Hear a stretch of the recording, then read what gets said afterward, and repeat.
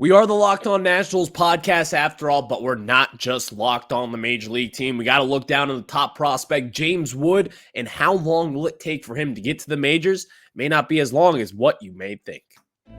You are Locked On Nationals, your daily Washington Nationals podcast, part of the Locked On Podcast Network, your team every day.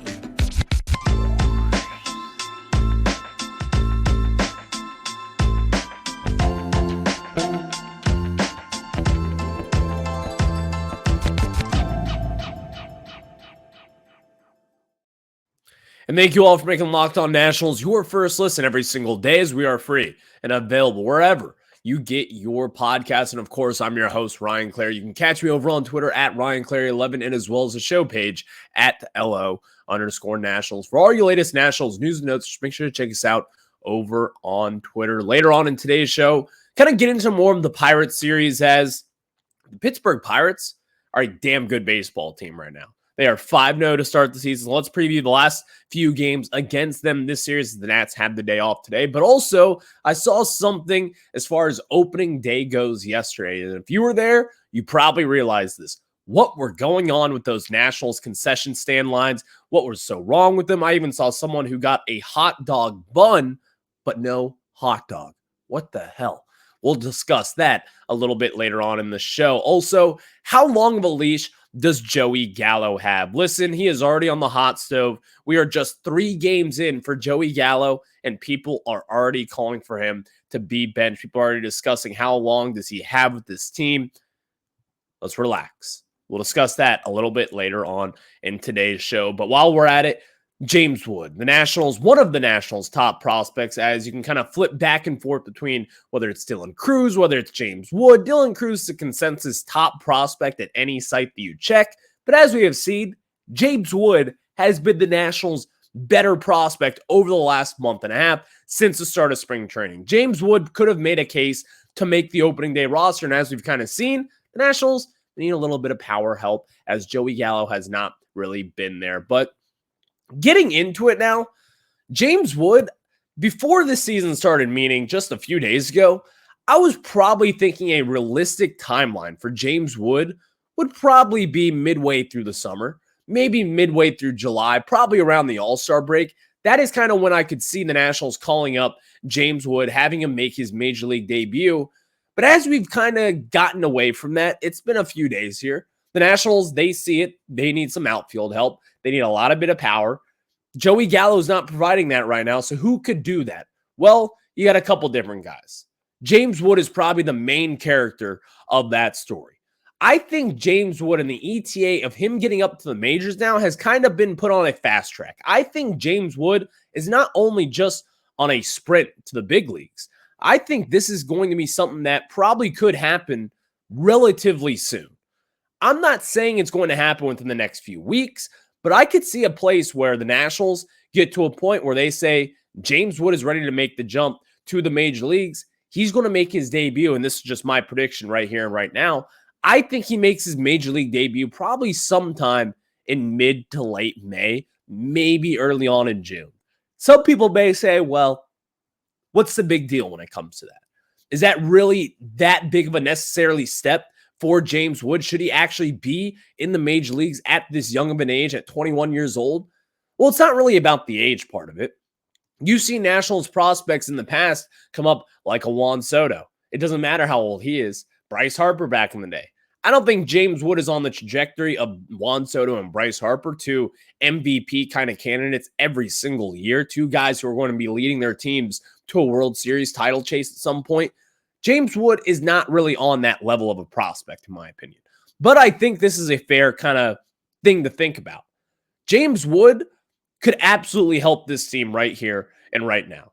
Going into yesterday, the Nationals, while they don't really have a bad outfield, in my opinion, you look around, you have Lane Thomas in right field, who hasn't been all too great to start out the season. He's kind of been slumping a little bit through the first 4 games. You have Jesse Winker, who's looked pretty good through a few games. Eddie Rosario has a few bright moments in here and there. Victor Robles has been Victor Robles to start out the season. Having a couple stolen bases in yesterday's contest was pretty nice to see, but we all kind of know that that's a little bit of a fool's gold, because last year Lane Thomas carried the outfield.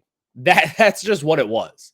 You go into left field, you had Stone Garrett when he was healthy. He was looking really good, had his OPS up in the 800s at some point of last August. You had Victor Robles, who got hurt way on early in the season. Couldn't really see all too much. Alex Call, early on in the season, had some bright moments, but still, that was never really going to come into fruition as a big-time Nationals help with last year's team goes.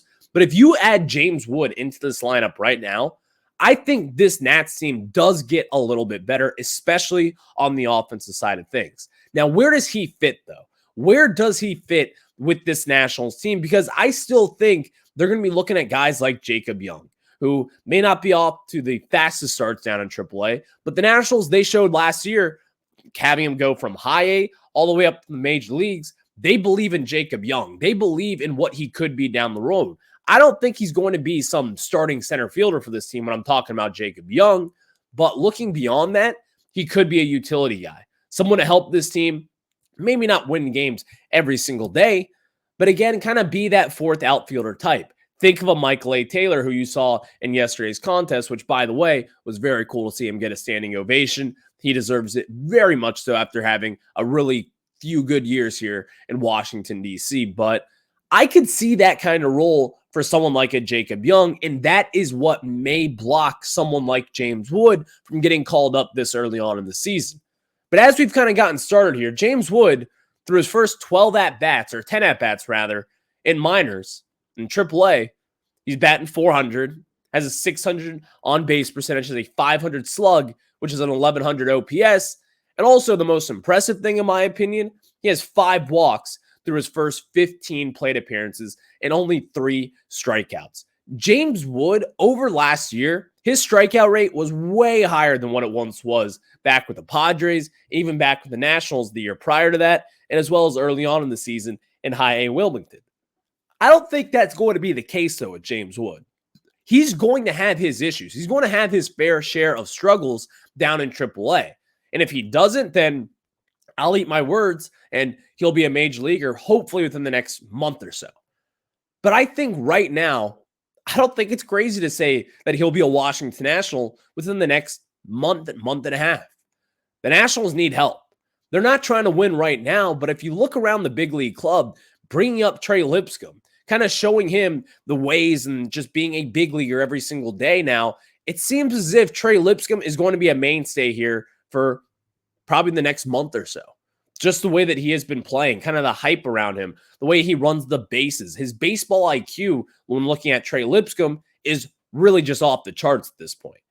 James Wood, another local kid similar to Trey Lipscomb, I think the Nationals could kind of ride this momentum and bring him up at some point in May in order to help this outfield and hopefully try just get better and hopefully just try to improve this offense. Because this Nationals team right now, we all know what it's lacking. It is lacking some big-time pop. You know who's got some big-time pop?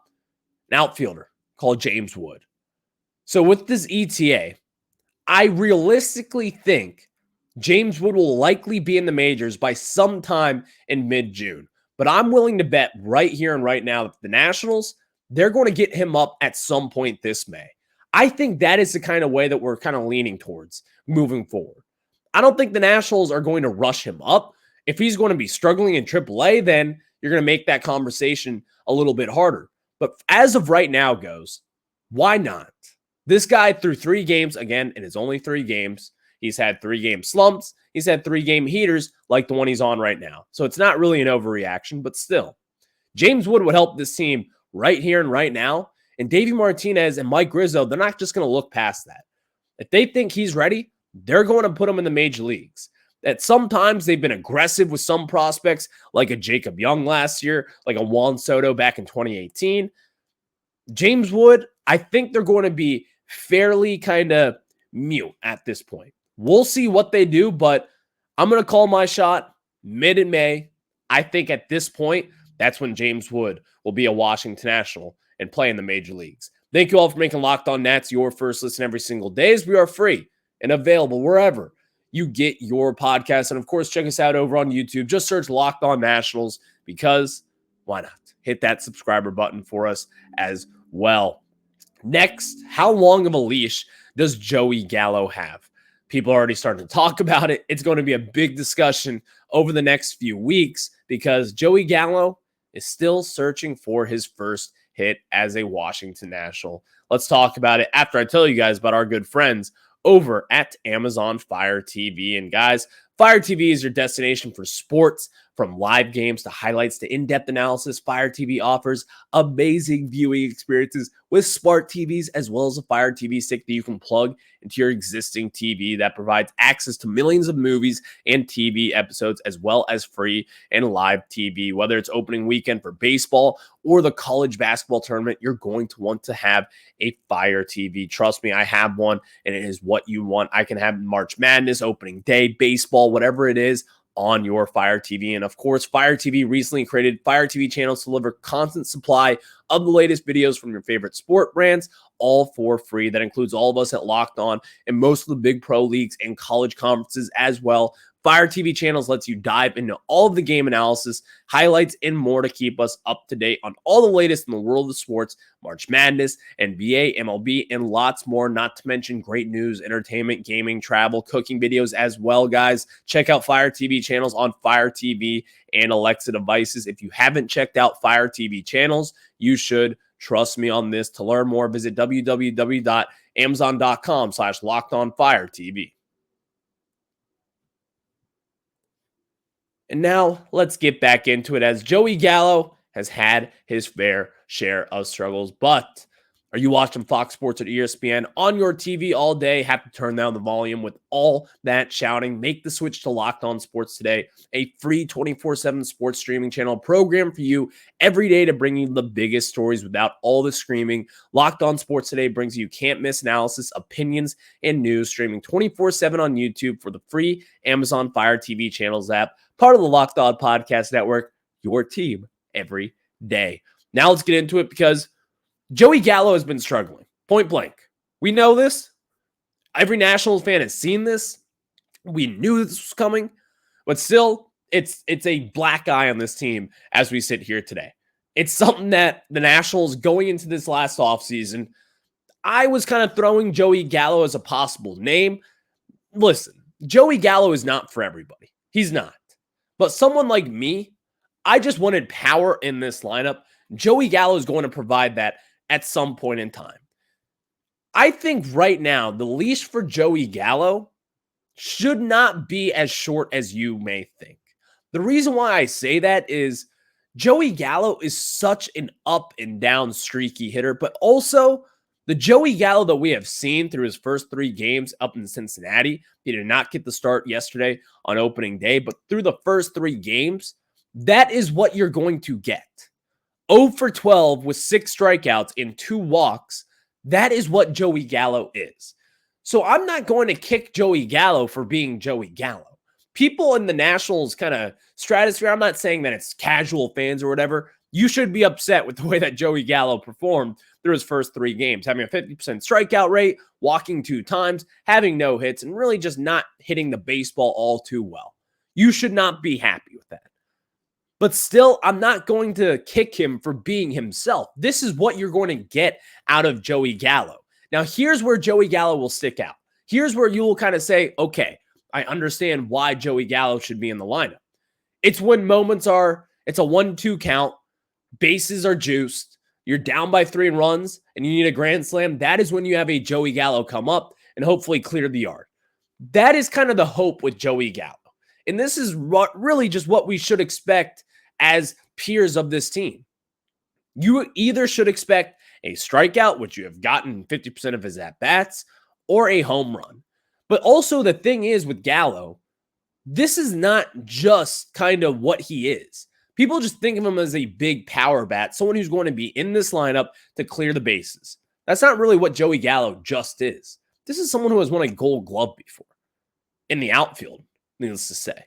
Joey Gallo, while he is playing first base for the Nationals now, he's going to be DHing at times. You can also put Joey Gallo in the outfield, and you're going to get a very plus defender out in right field, left field, or even center if you really want to go there.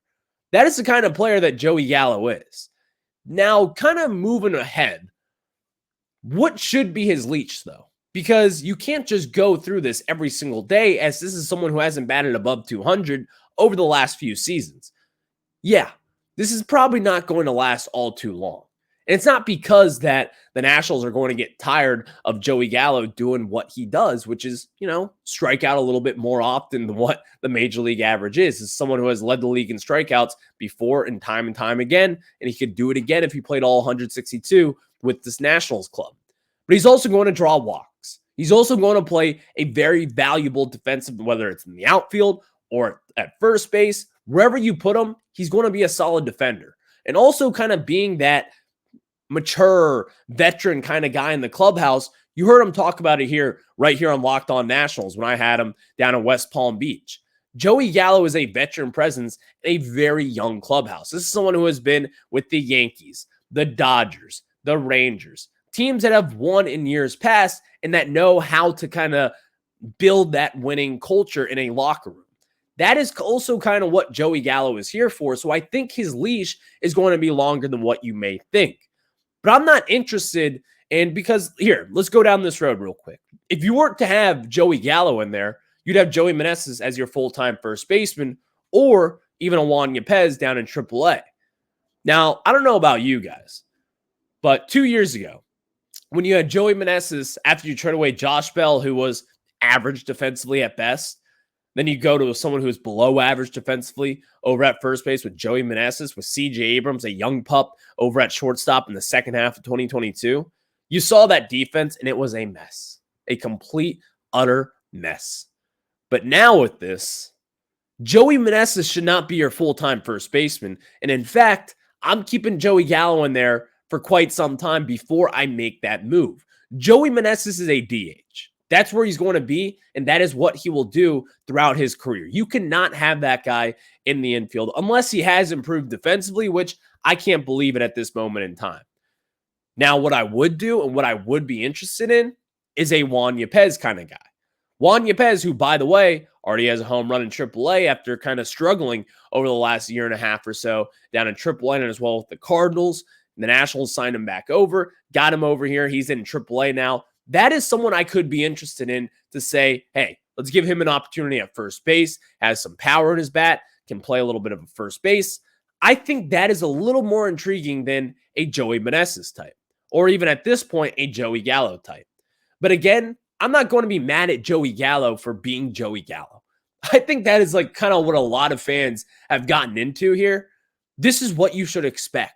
It's going to be a lot of lows, but also mix in with some highs. Because once he gets hot, you're going to see 450-foot home runs. It's not going to be like a Summer of Schwarb type of deal back in 2021 where he's hitting leadoff home runs every other game, but he's going to have some sort of track like that at some point. He's going to be able to put the ball out of the yard at a semi-consistent rate, probably once every few games, if he were to get consistent at-bats. But the one thing that we can agree on, we were all a little bit concerned with Joey Gallo after spring training because it was not a pretty one for him. It was not. I don't think Joey Gallo is going to be going into the season thinking, well, I have an opportunity every single day here, but also I got to perform to keep this job over at first base or wherever they decide to put me. I think the seat is getting a little warm for him, as it should. But also, the Nationals, they knew what they were getting into when you signed Joey Gallo. Mike Rizzo did his homework. David Martinez did his homework. The leash, it's going to be a little bit longer than what we may think. He's not going to get benched in the first few weeks. I think they ride it out until maybe May. I don't think he's going to get just necessarily just thrown on the bench and have him come in and situationally. He's going to have a role with this team some way or another, but don't be upset for Joey Gallo. This is Joey Gallo, man. This is what you should be getting from him. He's going to strike out a lot. He's going to walk sometimes, but he's going to strike out a little bit more, and then he's going to hit some home runs. That's all you should expect from him.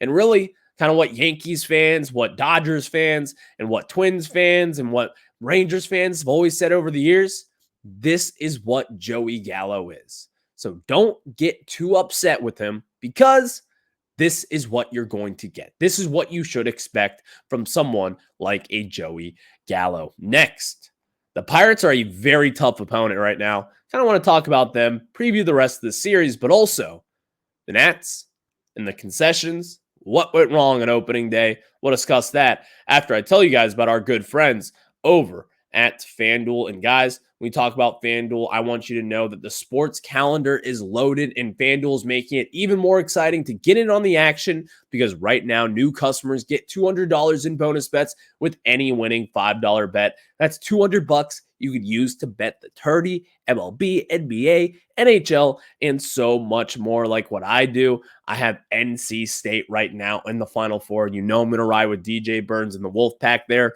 Wolfpack, let's go. I think they could knock off, make it to the championship. That is what I'm doing over at FanDuel, and they got plus money right now. The Cinderella is still alive. Bet on NC State, and also when you do that, visit FanDuel.com/lockedon and make your first bet a big win. FanDuel, America's #1 sportsbook. Again, that is FanDuel.com/lockedon. Again, FanDuel.com/lockedon.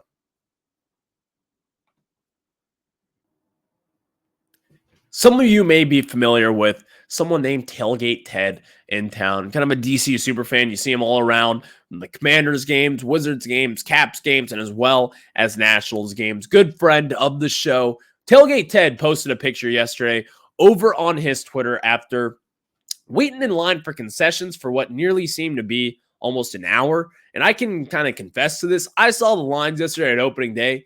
They were incredible. People just waiting out there, kind of going in and being gone for multiple innings, in which, by the way, it's kind of something that's under a microscope right now because the way that baseball games tend to fly now with the new rules and kind of, when you're out there getting concessions, you're going to be missing a lot more time than what you once were just a few years ago before they kind of sped up these game times. So Tailgate Ted yesterday posted this, and I thought was just wildly funny. Number one, at 5:01 p.m. yesterday, probably sometime during the third inning, he said, does anyone know why the Nationals got rid of the mobile ordering? It was so easy to get food last year. Today has been horrible. He posted pictures of very long lines up in the upper 200s there. And then after he said it took him an hour to get a hot dog, and then not only did he not get he literally did not get a hot dog. He got the bun that was toasted without the hot dog. What are we doing, Nationals fans? And number one, why is mobile ordering not a thing anymore? I have not seen anything about this. I try to get over to a lot of games, obviously working with them and doing all that. I try to get as many games as I can. I never knew they got rid of the mobile ordering, but maybe if one of you guys know why they did, or maybe it was just opening day and they said, we're not going to do mobile ordering today.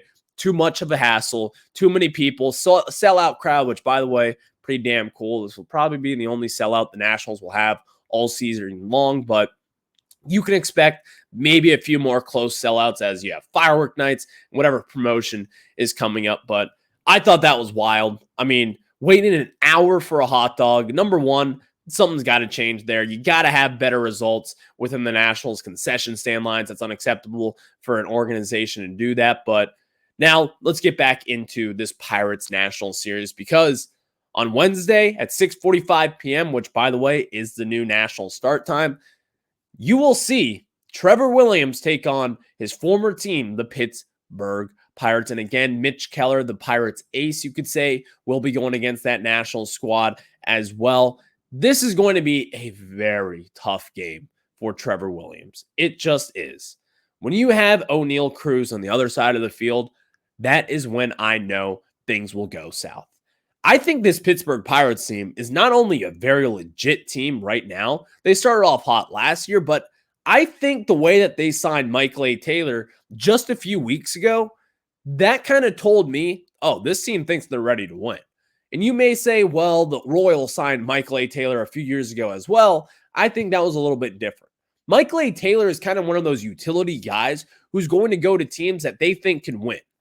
Michael A. Taylor is one of those guys where you have as a fourth outfielder type, kind of slash a three and a half outfielder type is what you want to say with him. Someone who can start and play center field and play any outfield position and play at a Gold Glove level, but also as someone who could be a fourth outfielder and be very good off the bench, so he can provide a little bit of pop, play very good defense, have a good arm, all the different things out there. That kind of told me, oh, the Pirates think they're good.